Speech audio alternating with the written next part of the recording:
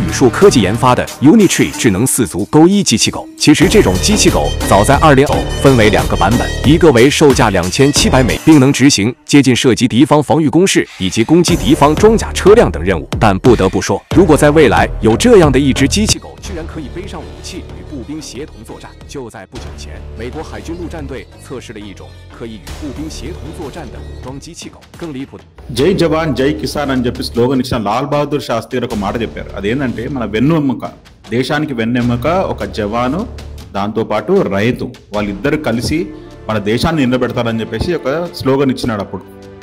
ఇప్పుడు ఏమైపోయిందంటే, ఎస్పెషల్లీ చెప్పాలంటే, మనము మన దేశంలో జరుగుతున్న వెపన్స్ గురించి జరుగుతున్న అభివృద్ధి కన్నా మన పక్క దేశాలలో ఏం జరుగుతుందని చెప్పి మనం ఎక్కువ కాన్సన్ట్రేట్ చేసి దాన్ని మనము ఫాలో చేస్తే బాగుంటుందని చెప్పేసి నేను అనుకుంటున్నాను. ఈ పర్టికులర్ వీడియోలో చెప్పడం కూడా సేమ్ టు సేమ్ అదే ఇన్ఫర్మేషన్. ఓకే, మీరు పాజిటివ్గా తీసుకోవాలని చెప్పి నేను కోరుకుంటున్నాను.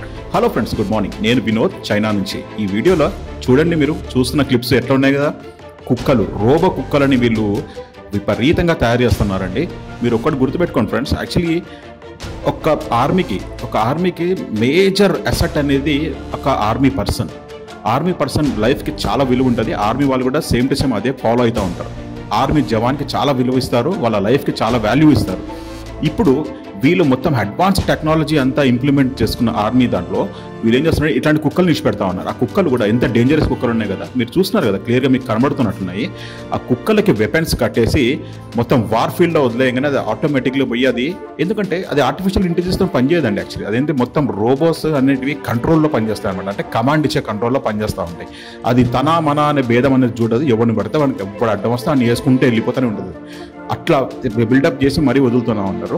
మనము ఒక్కసారి ఒక ఆర్మీ దాంట్లో మన జవాన్లకి మనం ఏంటంటే, మనం మేజర్గా మన దేశం కాన్సన్ట్రేట్ చేసింది ఏంది, మిజైల్స్ పైన కాన్సన్ట్రేట్ చేస్తూ ఉన్నారు, దాని మీద చేస్తున్నారు. కానీ ఇప్పుడు ఫీల్డ్ మీద, వార్ ఫీల్డ్ మీద ఇట్లాంటి కుక్కల్ని విడిచిపెట్టారనుకోండి, ఇన్ కేస్ మన ఫర్ ఎగ్జాంపుల్ గుట్టల పైన అక్కడిక్కడ వార్ జరుగుతూ ఉంటాయి.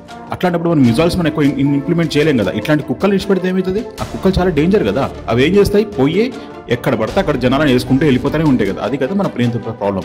మన దేశం కూడా ఇట్లాంటి టెక్నాలజీ మీద కాన్సన్ట్రేట్ చేసి ఎస్పెషల్లీ ఎందుకంటే నేను చెప్తున్నా కదా, ఫ్యూచర్లో వార్ టాక్టిక్స్ అనేది వార్ హెడ్స్తో యూజ్ చేయరు, వెపన్స్తో, న్యూక్లియర్ వెపన్స్తో యూజ్ చేయరు. వాళ్ళు ఏంటంటే వార్ హెడ్స్ కన్నా ఇట్లాంటివి ఎక్కువ టెక్నాలజీ మనం యూజ్ చేసుకుంటే ఏంటంటే మన జవాన్ల లైఫ్ చాలా సేఫ్టీ ఉంటుంది అనమాట.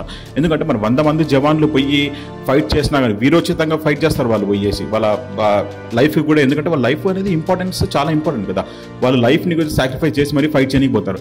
వాళ్ళు పోయేసి ఇట్లాంటి కుక్కల ఆపోజిట్లో నిలబడ్డారనుకోండి, దాని లైఫ్ యాక్చువల్లీ ఇప్పుడు ఒక కుక్కకి ఏమైనా డ్యామేజ్ అయినా కానీ, అది చనిపోయినా కానీ, అంటే మీన్స్ యాక్చువల్లీ టోటల్లీ డిస్ట్రాయ్ అయిపోయినా కానీ వీళ్ళు లైన్గా అట్లా మ్యానుఫ్యాక్చర్ చేసుకుంటూనే పోతా ఉన్నారు అనుకోండి మిషన్స్ని.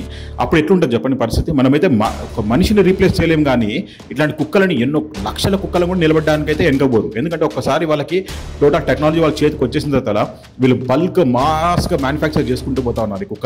కుక్కలు చేసుకుంటూ పోతే ఏమైతే దానికి వెపన్స్ ఇచ్చేస్తారు, వదిలేస్తారు. వీటిని వదిలేక ఆటోమేటిక్గా ఇవే పోయేసి జనాలను అందరినీ అటాక్ చేసుకుంటూ పోతూ ఉంటాయి.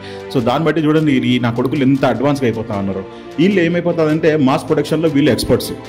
ఈ దేశం ఉన్న వాళ్ళు యాక్చువల్లీ ఏంటంటే కంట్రీ పేరు నేను యూజ్ చేయట్లేదు, ఎందుకంటే తెలుసు కదా మన వీడియోస్ అన్ని వాళ్ళు ట్రాక్ చేస్తూ ఉంటారు కాబట్టి.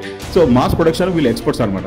వాళ్ళు ఒక్కసారి వాళ్ళ చేతికి వచ్చిన దాన్ని వీళ్ళు విపరీతంగా మాస్ ప్రొడక్షన్ చేసేసి వేరే కంట్రీస్ కూడా అమ్మడానికి కూడా వెనుకపోరు. కాబట్టి మన దేశం కూడా నేనేమనుకుంటున్నానంటే ఇట్లాంటివి ఇంప్లిమెంట్ చేసి కొత్త యంగ్స్టర్స్, కొత్త ఇంజనీర్స్కి మంచిగా ఆపర్చునిటీస్ ఇచ్చేసి వాళ్ళు R&Dలు చేసి మ్యానుఫ్యాక్చర్ చేస్తే చాలా మంచిగా ఉంటుంది. ఈ పుక్కటి బిచ్చాలని అన్నింటి బంద్ చేసి, అంటే ఫర్ ఎగ్జాంపుల్ మీకు తెలుసు కదా, పుక్కటి బిచ్చాలు మన దేశంలో ఎక్కువ నడుస్తూ ఉంటాయి.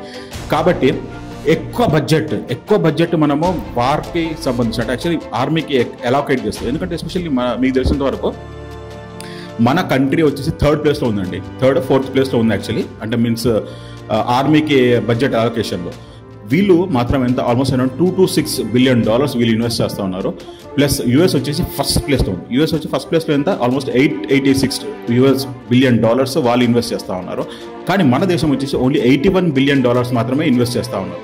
మనం కూడా ఎటువంటి, అంటే యాక్చువల్లీ మనం ఉన్న పొజిషన్లో, ఇప్పుడున్న మన సిచ్యువేషన్లో మనం ఇట్లాంటి టాక్టిక్స్ని మనమైతే ఇంప్రూవ్ చేసుకోవాలి, ఎక్కువ మనమే ఇంప్రూవ్ చేసుకోవాలి. ఎందుకంటే మన లైఫ్, హ్యూమన్ లైఫ్కి మనం వాల్యూ ఎక్కువ ఇచ్చినప్పుడు, మన దేశంలో ఎస్పెషల్లీ హ్యూమన్ లైఫ్కి చాలా వాల్యూ ఇస్తారు. కాబట్టి మనము ఇట్లాంటి టాక్టిక్స్ అన్ని యూజ్ చేసుకుంటే మన ఫ్యూచర్లో మాత్రం డెఫినెట్లీ గ్రోత్ ఉంటుంది 100%.